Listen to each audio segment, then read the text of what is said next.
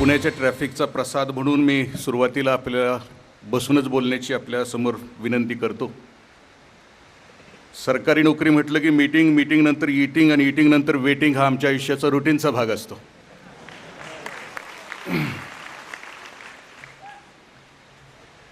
आणि आत्तापर्यंत जेवढे सुरुवातीचे सगळे यशस्वी ताकदीची माणसं बोलल्यानंतर पुन्हा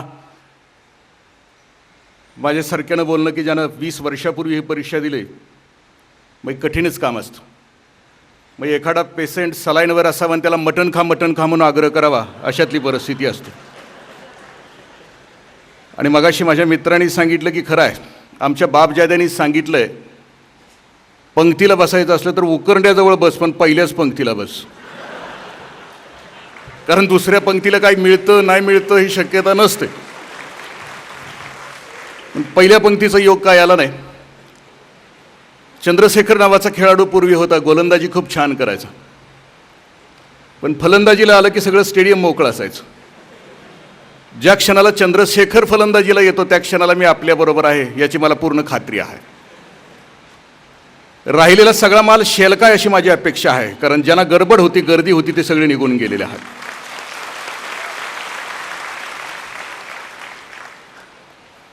जे सुरुवातीला माझ्या मित्रांनी सांगितलं की ज्या काही गोष्टी, सगळे शब्द त्याच्यात आले, आत्मविश्वास, जिद्द, चिकाटी, आणखी सर्व काही, त्यांच्या यशाच्या पाठीमागची सगळी गुपित आपल्याला त्यांनी आपल्यासमोर मांडली.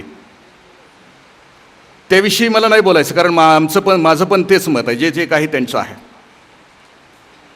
माझं फक्त यश मी आपल्याला सांगतो की मला देशमुखाच्या घरात जन्माला आलो, त्यामुळं आर्थिक सुबत्ता होती, माझं कॉलेज प्रशिक्षण सगळं यशस्वी झालं, कोणतीही अडचण माझ्या आयुष्यामध्ये नव्हती. फक्त MPSCच्या आयुष्यामध्ये फक्त मला एकच अडचण आली, ती म्हणजे MPSCचा माझा इंटरव्ह्यू होता आणि इंटरव्ह्यूच्या अगोदर 4 दिवस माझा अपघात झाला. माझ्याबरोबरचे गाडीचे दोघं होते ते जाग्यावर खलास झाले. माझा पाय तुटला, माझ्या डोक्याला जखमा, माझ्या छातीला जखमा. आणि जगाच्या इंटरव्ह्यूच्या इतिहासातला इंद्रजित देशमुख नावाचा प्राणी की ज्यानं स्ट्रेचरवर इंटरव्ह्यू दिला, तो आपल्यासमोर आहे. तेवढी एकच अडचण माझ्यासमोर.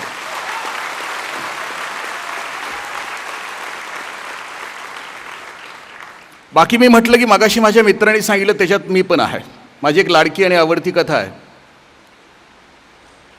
दक्षिण भारतामध्ये बालाजी नावाचा एक देव आहे. त्याचा लॉंग फॉर्म असा आहे की बासुंदी, लाडू आणि जिलेबी हे ज्याच्या घरात असतं ते सगळे तिकडं जातात. आणि त्या देवाचं वैशिष्ट्य आहे, तिकडं जातात ते त्याला पैसे मागतात, कारण ते धनब्रह्म आहे. यावर्षी माझ्या धंद्यामध्ये प्रॉफिट झाला तर पुढच्या वर्षी तुझ्या तिजोरीत 50% तुला, 50% मला. महाराष्ट्रामध्ये त्याच देवताचा एक दुसरा अवतार आहे, त्याचं नाव आहे की विठ्ठल, पांडुरंग. त्याला म्हटलं की नादब्रह्म आहे.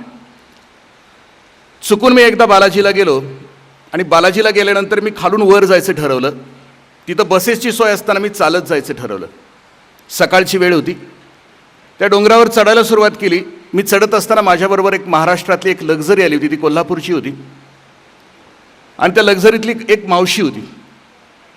जसं पंढरीला जाताना आम्ही आमचा प्रवास सुखकर व्हावा म्हणून आम्ही ज्ञानेश्वर माऊली तुकारामची गर्जना करतो,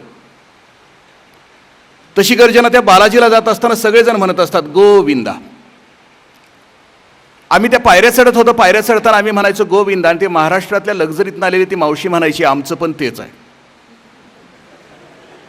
वर चढताना आम्ही म्हणायचो गोविंदा, ती म्हणायची आमचं पण तेच आहे. आणि हा 2 तास खेळ चालला होता. 2 तासानंतर आम्ही थांबलो एका टप्प्यावर. ताक घेतलं, मावशीजवळ गेलो. म्हटलं मावशी तुझं काय चाललंय, सकाळपासून तुझं बघतो, आम्ही म्हणतोय गोविंदा, तू म्हणते आमचं पण तेच आहे, म्हणजे नक्की काय आहे तुझं म्हटलं. ती म्हटली लेकरानं, तुम्ही ज्याचं नाव घेता का नाही ते आमच्या ह्यांचं पण नाव तेच आहे म्हणून आमचं पण तेच आहे.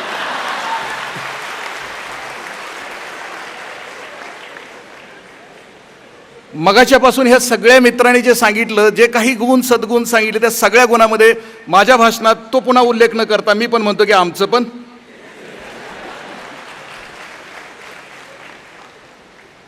पण हे ऐकण्याची व्यवस्था पाठीमागच्या लोकांच्यासाठी, ऐकण्यामध्ये जर तफावत आली, त्यांनी जे सांगितलं आणि ते नेमकं आमच्यापर्यंत उतरलं नाही, अंडरस्टँडिंग ज्याला समज म्हणतो आम्ही, ती जर अपरिपक्व झाली तर यशापासून आम्ही दूर राहण्याचा धोका असतो.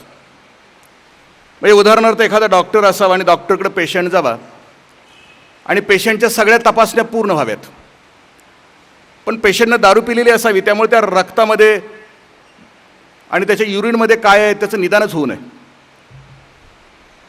मग ज्यावेळेला तर डॉक्टर पेशंटसमोर आल्यानंतर तो सांगतो की तुमच्या सगळ्या तपासण्या झाल्यात, पण दारू पिल्यामुळं काय निदानच व्हायला तयार नाही. तो पेशंट म्हटला हरकत नाही, उद्या उतरल्यावर येतो, माझी कुठं अडचण आहे म्हटलं. सांगायचा डॉक्टरांचा भाग असा होता की तू पिल्यामुळं निदान होत नाही, पेशंटला असं वाटलं की डॉक्टर पिल्यामुळं निदान होत नाही म्हणून मी उद्या येतो. सांगण्यामध्ये आणि ऐकण्यामध्ये समजमध्ये फरक पडला तर असं गफलत होत राहते. म्हणून जर ज्यांनी जाणीवपूर्वक ऐकलं असेल, मी तुम्हाला शेलकामाल यासाठी म्हटलं की प्रत्येकाचं शब्द आणि शब्द साठवून ठेवण्यासाठी तुम्ही अजूनपर्यंत त्या क्षमतेने तुम्ही इथं बसलात म्हणून शेलकामाल तुम्हाला असं म्हटलं, कारण ऐकण्याची ती क्षमता तुमच्यामध्ये आहे. मी म्हटलं की तिथंपर्यंत उतरलं नाही तर गंमत काय होतं, ऐकलं काय आणि आचरणामध्ये आणलं काय, याच्यामध्ये तफावत झाली तर घडतं काय. 4 पोरांचा बाप असावा, तो मरावा, मेल्यानंतर 12व्या दिवशी त्या वडिलांचा मित्र यावा. ही 4ही मुलं वडिलांच्या मित्राच्या जवळ जाऊन बसावीत आणि त्या वडिलांच्या मित्राला सांगावं की काका, इथून पुढं तुम्हीच आमचे वडील आहात आणि तुम्ही आम्हाला काहीतरी मार्गदर्शन करा, तुम्ही सांगाल त्याप्रमाणे आम्ही वागू, त्याप्रमाणे आम्ही जगू, तुम्ही आमच्या आयुष्याकडं लक्ष ठेवून जगा. काका म्हणले लेकरांनो 4 गोष्टी सांगतो, जमलं तर बघा. म्हणजे काय ते म्हटले, सावली करून संडासला जा, सकाळी सावली करून संडासला जा, गोड करून खा, मऊ करून झोपा आणि प्रत्येक गावामध्ये एक घर तयार करा. काका निघून गेले. वर्षभर हे काकांनी सांगितलं होतं, सांगितलेलं ऐकलं होतं, ऐकलेलं आचरणात आणायचं काम चालू होतं. हे म्हटलं की सावली करून संडासला जा, म्हणजे घरापासून त्या संडासपर्यंत असं चांगलं सिमेंट कॉन्क्रीटचं छत टाकून घेतलं. गोड करून खा. जेवढ्या डेऱ्या आहेत महाराष्ट्रामध्ये, कृष्णा डेअरीपासून कोयना डेअरीपर्यंत आणि गोकुळपासून स्फूर्तीपर्यंत, गोविंदपर्यंत, रोज एक श्रीखंड, रोज एक आम्रखंड, सकाळ संध्याकाळ गोड करून खायला सांगितलंय ना. काकाने खायला सुरुवात केली. मऊ करून झोपा. बाजारात जेवढ्या गाद्या आहेत, मऊ, डनलॉप, कर्लॉन, सगळ्या कंपनीच्या गाद्या घरात आणून टाकल्या. प्रत्येक गावात एक घर घेऊन टाका. प्रत्येक गावात एक फ्लॅट घेतला. एवढी परिस्थिती वाईट असताना सुद्धा त्याने फ्लॅट घेऊन टाकला. वर्ष श्राद्धाला काका आले. काकाने विचारलं, सांगितलेलं ऐकलेलं केलं का बाळानो? म्हणजे केलं. काय केलं? ते म्हणजे हे काय सगळं स्लॅब टाकलाय तिथंपर्यंत. गोड करून खा म्हणून सांगितलं होतं. श्रीखंड आम्रखंड जेवढं होतं चापून हाणलं वर्षभर. मऊ करून झोपा. सगळ्या डनलॉप कर्लॉनच्या गाद्या घरात आहेत. आणखीन काय? गावागावात घर आहे. मग ह्याचा परिणाम काय झाला? काय नाही म्हटले, कर्जबाजारी झालं. होणार काय? अरे म्हटले बाळानं, मी हे नव्हतं सांगितलं तुम्हाला. मी तुम्हाला सांगितलं होतं की सावली करून संडासला जा. याचा अर्थ सूर्य उगवायच्या आत उठा. त्याच्यासाठी दिवस मोठा राहील. कष्ट करण्यासाठी तास खूप राहतील आणि कष्ट करता येईल यासाठी दिवस उगवायच्या अगोदर संडासला जा म्हटलं होतं. मगाशी त्यांनी सांगितलं ते खरं आहे. कोण कधी उठतं त्याच्यावर त्याचं भविष्य अवलंबून असतं. एक तरुण मित्र मला म्हटला, काका मी कधी उठत असेल? म्हटलं तूच क्लू एखादा दिन. आता MPSC करतोय ना, एखादा सांग ना, multiple choice question, TSQ, TCQ. तर म्हटलं माझ्या खोलीला खिडकी आहे, त्या खिडकीतून सूर्यकिरण आत आले की मी उठतो. मग म्हटलं थोडी खिडकी वर असतील, 8 वाजता. नाही म्हटलं घर कौलारू असेल, 12 वाजता. तो नाही म्हटलं काका माझ्या खोलीची खिडकी पश्चिम दिशेला. चांगलं चालणार आहे तुझं आयुष्यामध्ये, त्याची चिंताच करायची कारण नाही. दुसरा संदेश दिला की गोड करून खा. कष्टाला सुरुवात केली, भूक लागली की खाल्लं की प्रत्येक अन्न गोड लागतं. आमच्यासारख्याच्या पोटावर चरब्या त्यामुळे आल्या. भूक लागलेली असो अगर नसो, खाणारी आमच्यासारखी माणसं, आम्हाला अन्न कधी गोडच लागत नाही. कष्टाशिवाय पोटात गेलेलं अन्न हे कधीच गोड नसतं. त्यांनी सांगितलं नव्हतं तुला स्फूर्ती आण किंवा आणखीन कुठलं श्रीखंड आण. गोड करून खायचा अर्थ कष्टानंतर खा. मऊ करून झोप याचा अर्थ दिवसभर कष्ट केले मनापासून तर संध्याकाळी सतरंजी असू दे, ढेकणं असू दे, डास म्हणजे खालून रणगाडी असू दे आणि वरून हेलिकॉप्टरचा मारा होऊ दे, तुला झोप लागणार म्हणजे लागणार. कष्ट केलेले असले तर रात्री तुला झोप लागणार म्हणजे लागणार. आणि प्रत्येक गावात घर तयार कर याचा अर्थ असा वाघ लेकरा, असा जग की ज्या गावात जाशील तिथं इतका विश्वास निर्माण कर की घरात एखाद्या घराच्या चुलीपर्यंत जाण्या इतका विश्वास तुझा असू दे. अशी घरं तयार कर. नवीन बांधायची आवश्यकता नाही. म्हणजे सांगितलेलं अंतरंगामध्ये उतरलं. म्हणजे जे काही मगाशी माझ्या जिगरबाज दोस्तांनी सांगितलं, म्हणजे खरं तर ज्यांचा TRP हाय होता त्या राठोड साहेबांचं जरी ऐकलं असलं आणि ते त्याप्रमाणे जरी हे केलं तरी लक्षात येईल आपल्याला. आता मगाशी 2 गोष्टी सांगितल्या होत्या की आता बॉस म्हणून येणार. बॉसचे प्रकार किती आहेत? प्रशासनामध्ये आणि मला सरांनी मगाशी सांगितलं, दळवी सरांनी, की 2 गोष्टी सांगायला पाहिजे. एक सेवा आणि सेवेत आल्यानंतर काय. बॉसचे प्रकार 4 असतात. पहिला बॉसचा प्रकार आहे अधिकारी, याचा अर्थ बॉस. पहिला बॉसचा प्रकार आहे तो सुस्त असते. ह्याच्याकडे चालताना जरी बघितलं तर वाटतंय कशासाठी जन्माला आले, जड. मग हे MPC तरी कसं पास झालं असं वाटत असतं. जड होगा अवजड होतो असो. चेहरा बघावं तर असा चौकोनी 10 एरंडेलच्या बाटल्या पिल्यासारखा. हे खुर्चीत बसलं तरी लक्षात येतं की बाबा हे मारुती बसलाय का आणखीन महिपती बसलाय का. गप 10-11ला यायचं, 1:30ला घरी जायचं, पुन्हा 3 वाजता यायचं, वामकुक्षी करून 5ला घरी जायचं. सुस्त. दुसरा बॉसचा प्रकार आहे ते त्रस्त. ह्याच्या केबिन गेममध्ये गेलं की वस्कन अंगावर येत असतं. याला काय चावलेलं असतं माहीत नाही.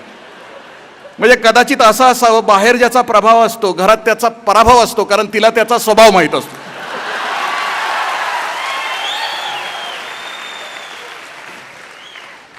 पुढच्या प्रकारचा बॉस आहे, त्याचं नाव आहे व्यस्त. ते उगाचच व्यस्त असल्यासारखं दाखव. मोबाईलवर तरी बोलल, ते नवीन आणखीन काहीतरी हात्यार आलंय, टॅबलेट का काहीतरी, त्याच्यावर तरी असं बसेल, इकडं पळ, दुडुदुडू पळ, तिकडं दुडुदुडू पळ, हातात फायली, नुसतं पळत असते, पण काय काम करत असते कुणाच्याच लक्षात येत नाही. व्यस्त. एकदा ह्याच्या चेंबरमध्ये एक अभ्यागत गेला. अभ्यागत म्हणजे व्हिजिटर. आत गेल्यानंतर ह्याचं साहेबाचं एक काम असतं की दम देणं. आला अभ्यागत आत की यानं फोन उचलला आणि पुढच्याला झापायला सुरुवात केली. अर्धा तास झापलं. झापल्यानंतर फोन खाली ठेवला. पुढच्या अभ्यागताला विचारलं काय आला होता. तो म्हटलं काय नाही साहेब, कालपासून फोन डेड आहे, तो दुरुस्त करायला आलो होतो. मग त्या व्यस्त असणाऱ्या माणसाला एवढं तरी भान असावं की आपली व्यस्तगिरी अशी दांभिक नसावी. आणि माझ्या तरुण मित्रांना विनंती राहील की बॉस असतो, पुढचा बॉस आहे त्याचं नाव आहे मस्त. तू चीज बडी आहे, मस्त मस्त. तो परिपक्व असतो.